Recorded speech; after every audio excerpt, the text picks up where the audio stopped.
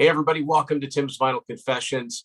I'm Tim Derling, and with me is no stranger to most of you out there. It's Marco from the Contrarians. Marco, how are you doing? I'm doing great, and I appreciate being here. Congratulations on your 400th episode. I know that's a couple weeks ago because this is actually going to be showing in February, but we're filming at the almost end of January, and you just posted your 400th episode. So congrats. Yes.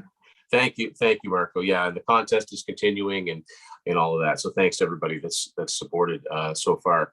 Yeah.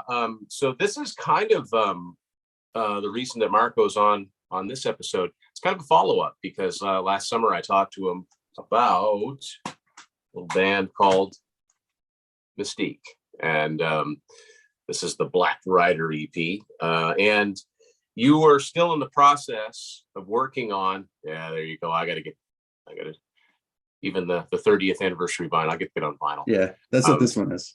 Yeah, you were working on the documentary about the band, and obviously the documentary is out, and it's absolutely fantastic. You should give yourself a hand for your work on it. It looks totally pro, and it's a fascinating story that I think anyone who's ever followed bands can relate to. So so for a little bit of background, Marco, like for those that didn't see our first episode, tell us about Mystique and your connection to them and how this documentary came to life.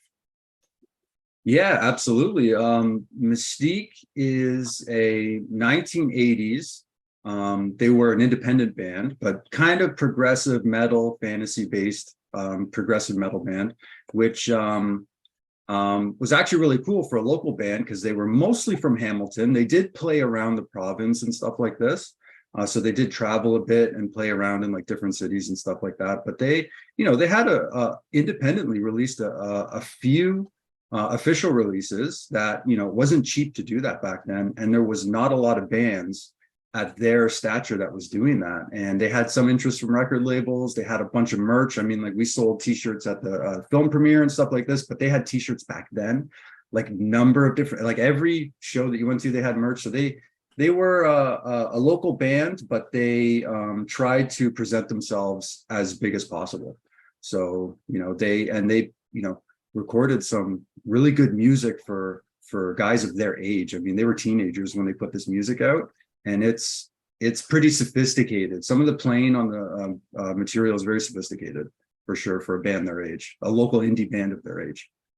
Yeah, there's been a few players that have come that went through the band, but always very top notch musicianship wise. And this isn't just a local band you discovered. There's a closer connection here for you. I mean, this is family.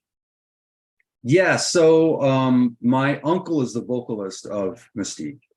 And him and John, who was the drummer, they were the two main members. They formed the band together, and they were the two constant throughout the band. I guess you could call them the Paul Stanley, Gene Simmons, and Mystique, because they were there from the beginning. They were on every single recording. They were there till the end, and now they're part of the this whole thing with me. Now we're like partners now, the three of us, and we have a website. We sell the DVD copy of the documentary. We sell albums. They actually, another record company reissued the I Am the King cassette on vinyl, so this is available on vinyl now. We have t-shirts, all kinds of stuff. So there's an online shop. And one more piece of the story, which I forgot to mention, was that their recordings over the years have become valuable. So like people spend a lot of money on their original recordings. So they were an independent progressive metal band that didn't make it at the time, but years later, people are seeking their music out. And I think there's other bands like that too that fall in categories like that.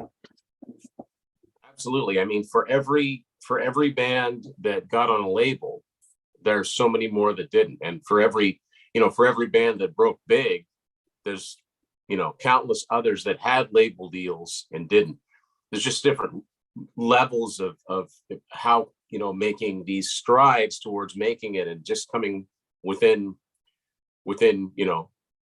almost reaching it, and just, things just happen. And it's really a lesson in how you really have to, talent. Yeah. Good songwriting, yeah, they had that, but all of these other pieces need to fall into place. And at one time or another, they had some really, really cool things happen, but they just, it seemed to me from watching the documentary, they just didn't happen at the right time. Or, there were, there were people that, you know, came and went from the band, and it's hard to start over with new members. But yeah, I looked at it where you had a singer and a drummer. They're kind of like the James Hetfield and Lars Ulrich. It's Yeah, always those two, up front spearheading everything. But so yeah, the Black Rider EP originally came out in 1985, right? that's right. So it's 5-song EP. This is the cover art, and one of the things that actually, you were talking about it, and then I looked into it, and I just went on YouTube and started listening. But one of the things that really intrigued me, I said, well, Black Rider. I was like, does that have to do with Lord of the Rings? Because I'm a big Lord of the Rings fan. And you said, yeah, it did. And that is confirmed in the movie, because I've got to get this right here. John, the drummer, John Davies, said that they went to see this movie, the 1978 animated Lord of the Rings. They may or may not have been a little altered when they watched it. And actually, it's on the back cover. This character right here is a ring wraith, also known as a Black Rider. And that was kind of it, right? I mean, they were on horseback, and there's a magical ring that they're looking for. And so, yeah, that was kind of how they got the idea for that song, which is, I mean, would you say that's kind of their signature song? I think it's their most like commercial, I guess, on the first album or the first Yeah, EP. I mean, I think it's yeah. probably their most commercial. It's their most kind of like straight ahead. I think that one is probably the least progressive song on the first album, but it's like more of a hard rock, straight ahead kind of rocker, like verse, chorus, for sure. Yeah. So I was, I was drawn in, and so I ordered this off of Discogs, and it's really, really, really good stuff. And like you said, just for a local independent band, they played really, really well together. There's some really good keyboard work on here, and it's talked about in the documentary on the song Memories.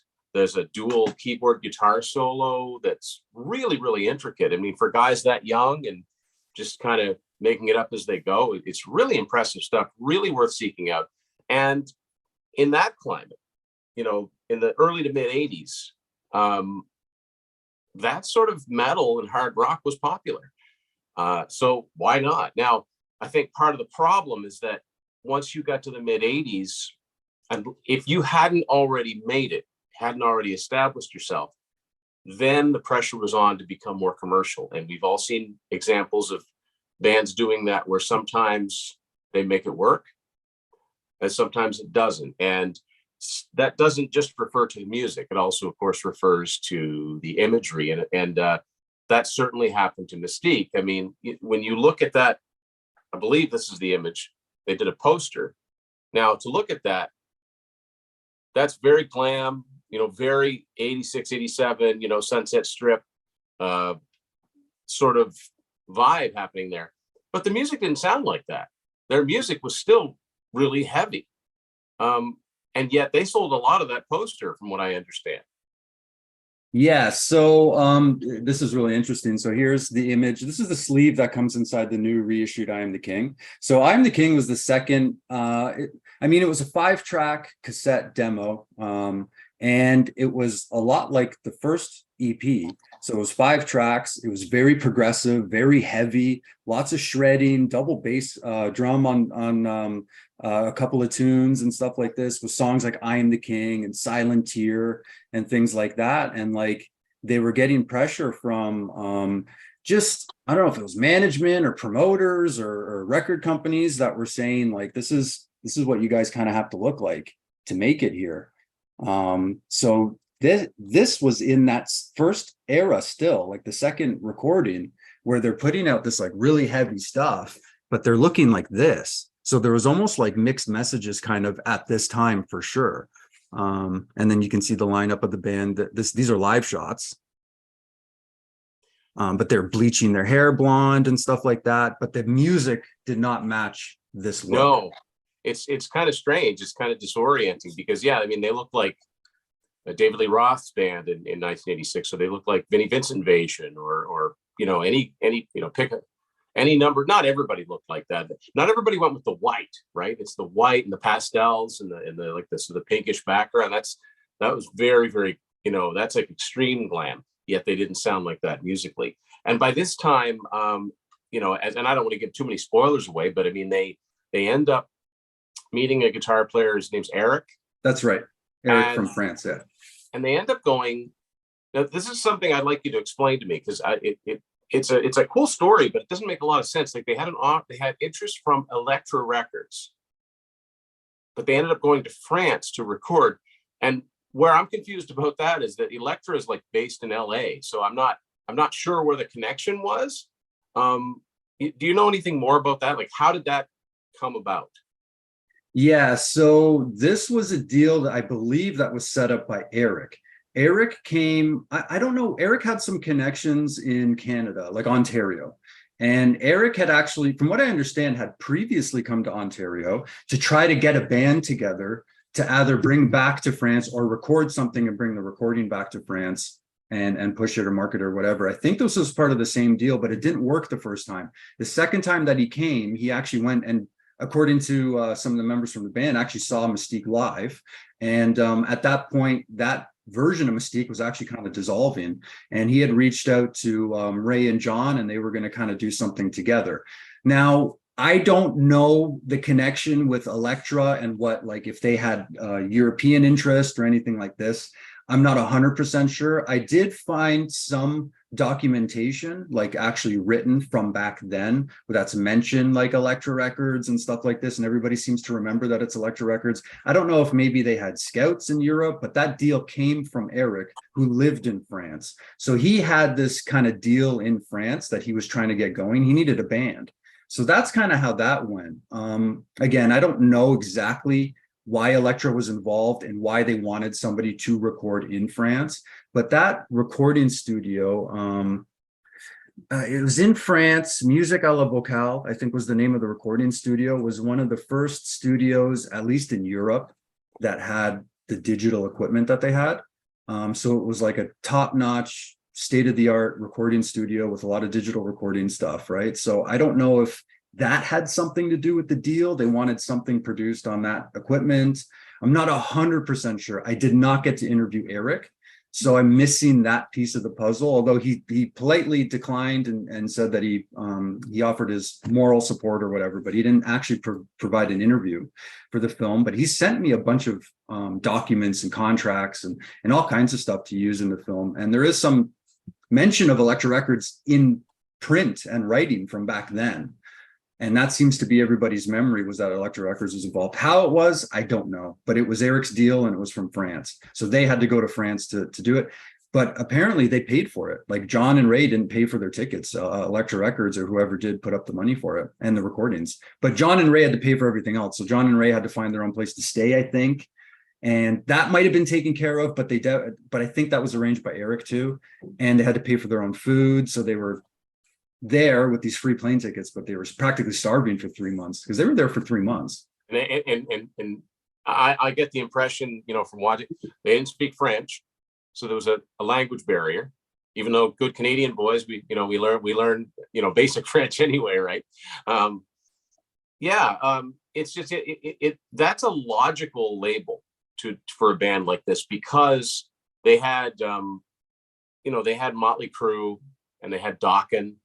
But they also had Metallica, Metal Church, I think Flotsam and Jetsam for a couple of albums. So, yeah, that would make, I can see a band like that having a release on Elektra and getting some push. It's too bad it didn't come to fruition. No, but I was just thinking that, I know there are labels like, Polygram or Phonogram or whatever that were based in Europe, I guess. But yeah, it seems like Eric was the linchpin for all of this. But it also, the fact that he's in France, the other guys are in Canada. Yeah, they got some good recordings, but he couldn't come over to Canada all the time so everything was sort of stitched together, and it didn't seem as if it was destined, that particular incarnation of the band was destined to last. Yeah. But they got a little further to the point where they actually got around to, I guess, recording a full-length album that still to this day has never seen the light of day, and I'd really like to hear it. Yeah, so there was the 45 in between. So they put Yeah. out a single that was more that step in that commercialish direction. So now they kind of started sounding like what they were looking like. And they went into the studio in early 1989 and they had a full album of songs written, music was ready, like they were practicing and rehearsing this music and stuff like this.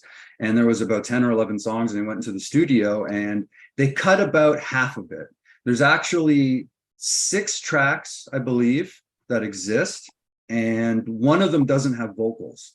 So one of them's just an instrumental. And so there's 5 tracks with vocals that are basically musically completed, although not properly mixed. So they were kind of like they're there and you can listen to them and they don't sound awful. Like they're not like rehearsal audio or like board tape audio where like sometimes the quality isn't the greatest, and it's nice that it exists for historical purposes. In this case, these songs are actually listenable. And I do know that I don't want to give stuff away for the future too much, but I think they're looking at releasing some of that material, and that material, which has never been released, I think they're in the process of maybe kind of touching it up and making it sound a little bit better. But that material is more in line with the single, the Rock and Roll Party Tonight, the more commercial sounding stuff. So it's not the early progressive fantasy kind of Mystique. It's that more commercial type. So where they're sounding more like what they're looking like here. Yeah. So that's what that material is. So I'm assuming you've heard, you've heard this stuff. If you had to compare it to a popular band, who would it put you in mind of if you were to listen to it? Said, oh yeah, that kind of sounds like. I wouldn't say Poison. That's what they looked like Poison, but I wouldn't say it sounds like Poison because it's pretty. I think what's going to happen is I think they're going to re-release the 45, but instead of putting Stone Cold Crazy on the B-side, I think they're going to put one of the unreleased songs. Okay. And it's the song that they're looking at using is a pretty like up-tempo, probably the hardest rocking track out of the 5 that have vocals. And I think that's probably why they're doing it. It's probably it has a really good guitar solo on it. Who would I compare it to? I don't know. It's hard I'm trying to think.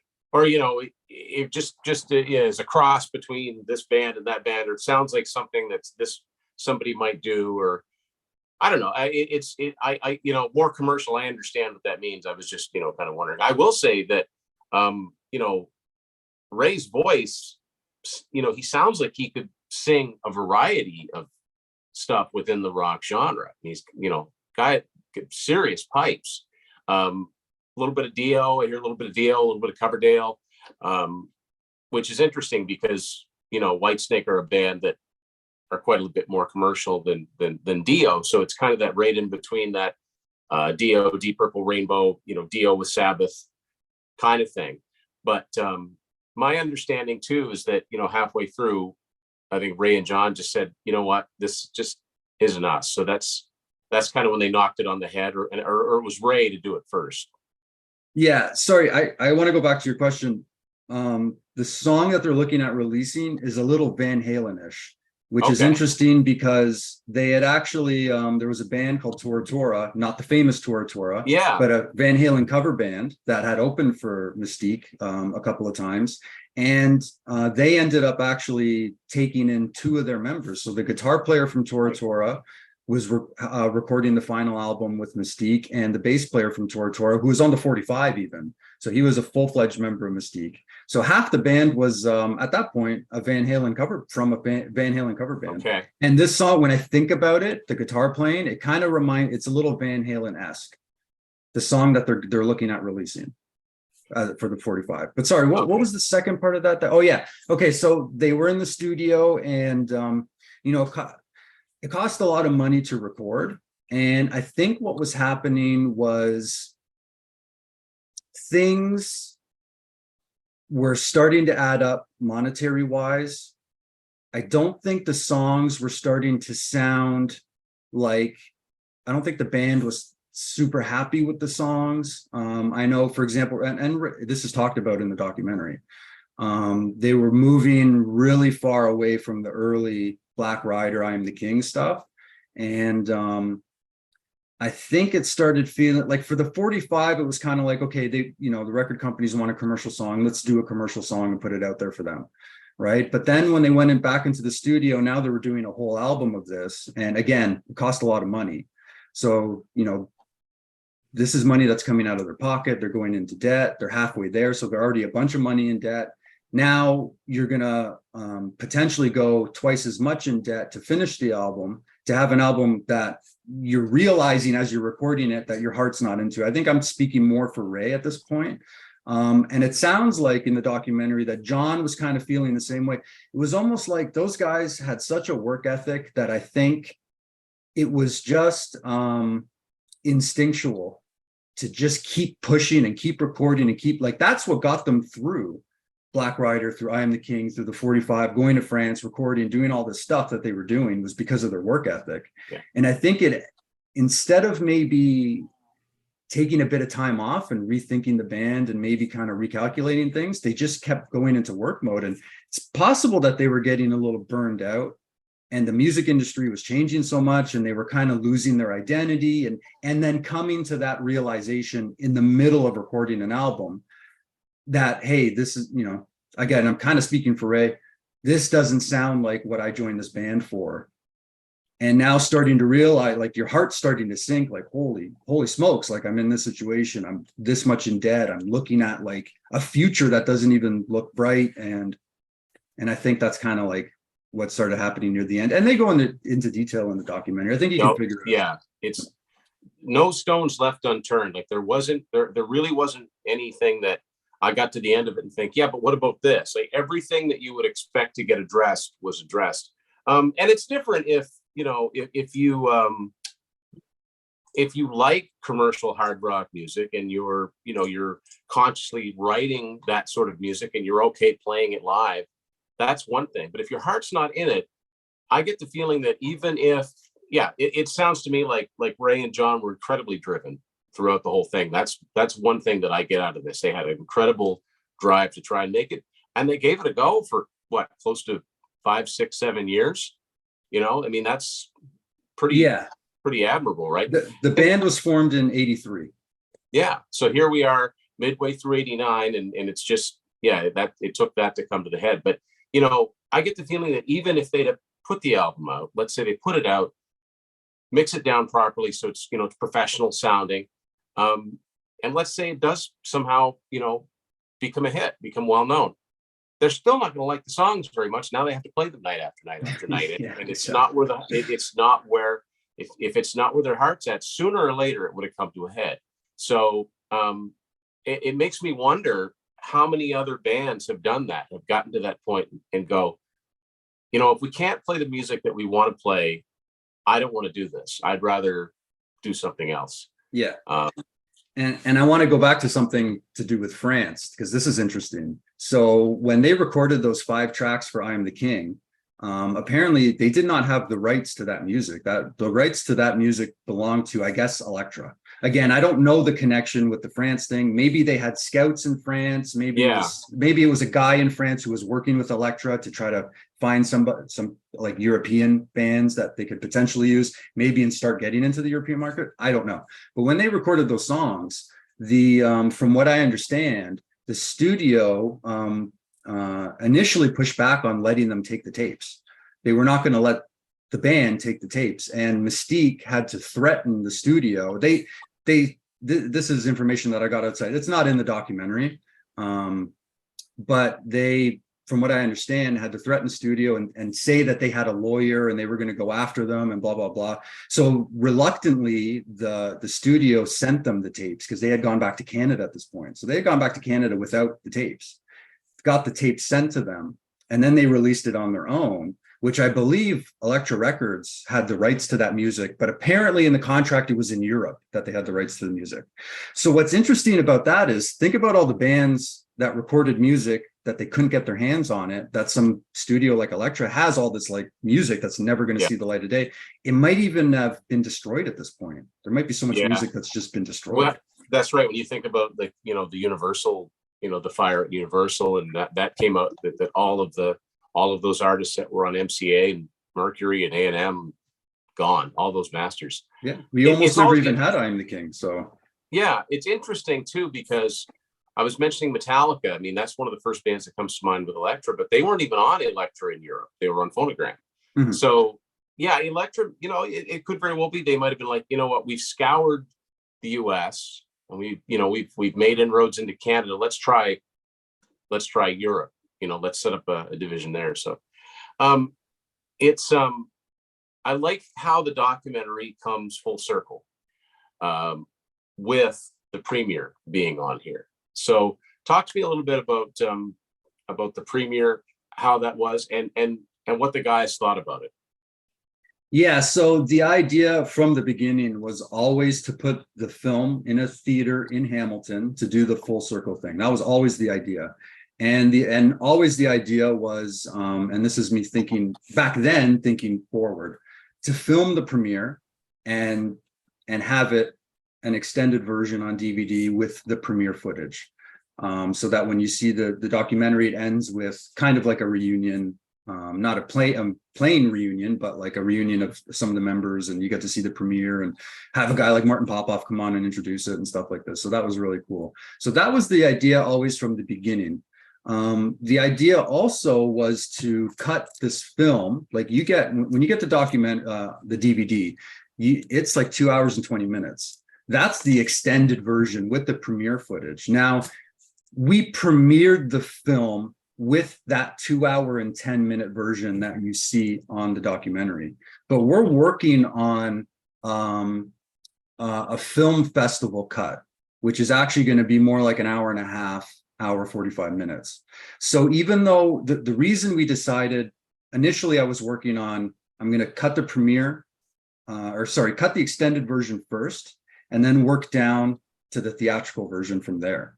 But the idea was, and I had talked to a couple guys in the band, even one of Aaron that I was working, who helped film the documentary, and even Lee, who's in the documentary, who had a rehearsal studio in Hamilton, a lot of bands. I talked to those guys, and everybody was kind of on the same page that our friends and family are coming to this. A bunch of people from Hamilton are going to come because they're interested in the history of the band and the history of Hamilton music scene and stuff like this. It ended up being decided, let's premiere the extended version in Hamilton for the Hamilton crowd. So we premiered the 2 hour cut, but there will be a theatrical cut that's more like an hour and a half, hour 45, that will be in film festivals. So when you get the documentary, you're getting an extended cut, but you're also getting the premiere footage. So the guys, to go back to your question, I mean, they were blown away. I mean, John has told me, and I'm sure he probably doesn't mind me saying this, that he cried when he watched the film, like in the theater, and that he had, and there was some emotional moments in the theater too. Like, yeah. There's some stuff in the documentary that you don't expect to be a little emotional, but it is. But yeah, Ray's been retired from music for over 10 years. Like, he had a band in the 2000s. John's still kind of a little more active. Like, he's in a couple of bands right now, or he's been in a couple of bands more recently. But they were blown away by it. Absolutely. John's told me a number of times, like, he says every time he watches the movie, he cries, and I know Ray's appreciative of it, and they were both blown away by it. Ian, who got to show up, Ian, the bass player on the 45, he did not get a lot of credit throughout the years because they didn't have liner notes on the 45. It was just the label, music written and performed by Mystique. So people didn't even know he was in Mystique. Well, at the time they did in Hamilton, but yeah. if you had looked them up on like Encyclopedia Metallum and stuff like this just a couple of years ago, they had the lineup for I Am the King as the 45, and I couldn't prove it. I tried to get them to change it until they put out the 30th anniversary, which actually credits Ian and Dan from St. Catharines as the guitar player and bass player. Now, if you go to Encyclopedia Metallum, it says Ian, but that was good for him too, because he's finally getting the credit that he was in the band and actually was a performing member of it. So that was exciting. It's extraordinarily well done and well edited. And it looks like a lot of other rock documentaries I've seen. I'm not just saying that because you did it, but like, yeah, I've seen a lot of them, and some of them even like professionally done ones. I go, boy, that could have been better. This just tells the story, and there's lots of concert footage, lots of anecdotes about recording studios, and yeah, there are there are emotional parts like Ted's family, um, talking about him, and he was quite vital to that Black Rider EP getting recorded, and yeah, Martin plays an important part in it because it was his record guide that all of a sudden that this little 5-song EP from Hamilton became this worldwide collector's item. Now, I'd like to close off by saying, where can people either both get a hold of the DVD, and the best place to get a hold of the music so that the band members actually get their due for it? Because with that EP selling for, hundreds and hundreds of dollars, that's between sellers. The band's not getting anything from that. How can people get a hold of Mystique's music and the band benefit from it? What's the best way? Yeah, so there's actually a Mystique shop now. So you can get these shirts. They're still available. I think in like large, extra large, and small. Like the mediums, I think are all sold out. But you can get shirts, buttons, some of the merch, posters. There's autograph stuff on there. There's the DVD and the music. So on the online store, which is actually on the back of the DVD. So it's www.mystique black-rider-online-store.com. That's a bit of a mouthful, that name, but you can actually just Google. I think I've tried this. If you just Google Mystique documentary DVD or Mystique store documentary, like you just kind of throw those things into Google, you'll find it. We're on Facebook, Instagram, Twitter. Just search Mystique film, Mystique Black Rider. It's going to pop up for sure if you just take a quick look. But if you go to the official, I think it's Mystique 30th is the official Facebook name for the group. But it's official Mystique on Facebook. You can find links to the shop and stuff like this. And you'll get the DVD, and they do have copies of the CD, the new I Am the King vinyl, and the 30th anniversary vinyl, so you can get the music there as well. And when the new 45 is produced, which will probably be like a next year thing with the new song on it that was never released, and the remixed or remastered version of Rock and Roll Party Tonight, that'll also be available on the online store. So those are the best places to see it right now. I would like to do like film festival stuff, but we're not quite there yet.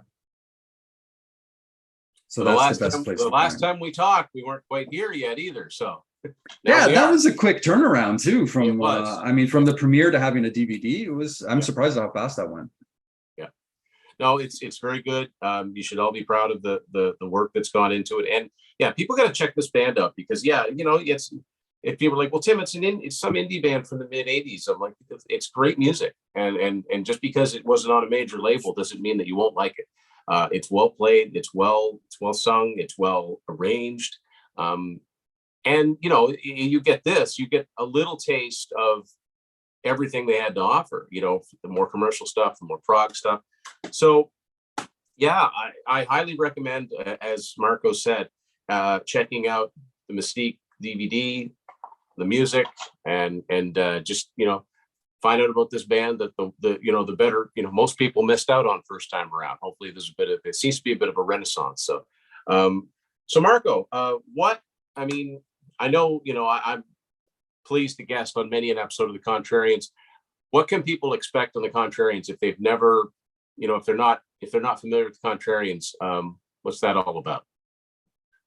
Yeah, with the Contrarians, and that started from this documentary, because that's how I met Martin, was through doing this interview, and that's how we kind of connected for the Contrarians. And the thing that about the Contrarians is we started off trying to do something a little bit different than just regular like album reviews and things like that. So we kind of had this unique concept of, let's put somebody on the spot.